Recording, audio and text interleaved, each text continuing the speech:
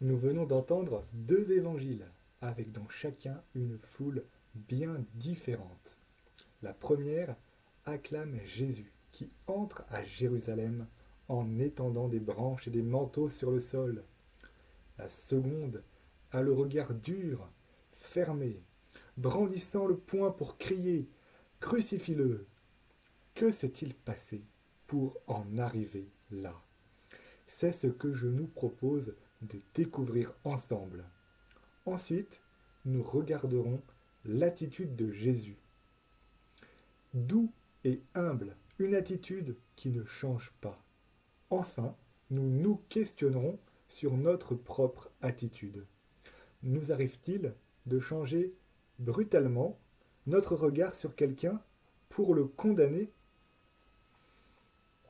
Jésus entre à Jérusalem dans les cris et l'allégresse.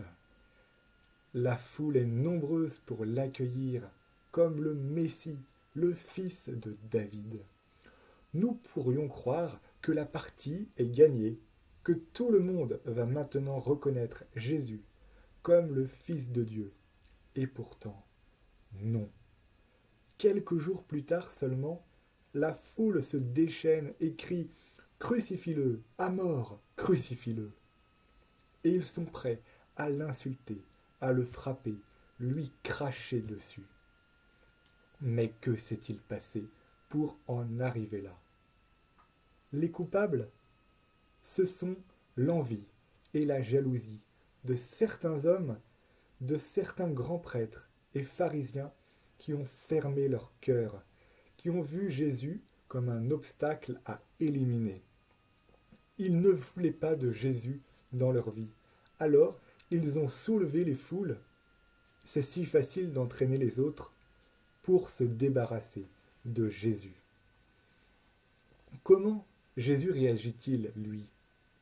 Avec beaucoup de douceur et d'humilité. Il aurait pu se prendre pour un grand roi, rassembler les foules autour de lui pour chasser l'occupant romain et instaurer son royaume sur la terre.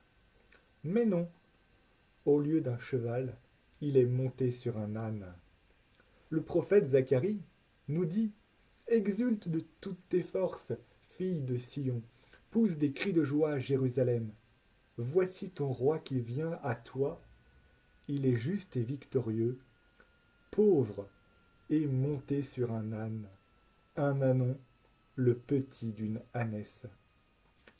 Il est pauvre et petit. Il ne se la pète pas. Non, il avance tranquillement au milieu de la foule jusqu'à Jérusalem. Et face à ses accusateurs, il ne crie pas. Jésus ne fait pas de grands miracles. Il préfère rester silencieux, humble et petit. Il est comme un agneau offert en sacrifice. Il s'offre à nous. Et nous, ne sommes-nous pas parfois comme cette foule? Celui que nous acclamions hier, aujourd'hui, nous le détestons parce que quelqu'un l'a choisi comme le bouc émissaire, le coupable. Combien de fois cela n'arrive-t-il pas dans nos vies, jusque dans la cour de récréation? Et avec Jésus, nous lui disons Je t'aime, je suis ton ami. Et juste après, nous disons des méchancetés, nous refusons de rendre service, nous frappons les autres. Est-ce que cela ne t'est pas déjà arrivé comme à moi? Cher jeune, durant cette semaine, prends le temps de regarder Jésus, qui est bon, doux, humble, quoi qu'il lui arrive, quand il est porté en triomphe ou quand il est maltraité. Demande-lui de t'aider à faire le bien dans ta vie, à ne pas te laisser entraîner par la foule qui fait le mal. Souviens-toi, il a donné sa vie pour toi. N'aie pas peur d'aimer Jésus. Amen.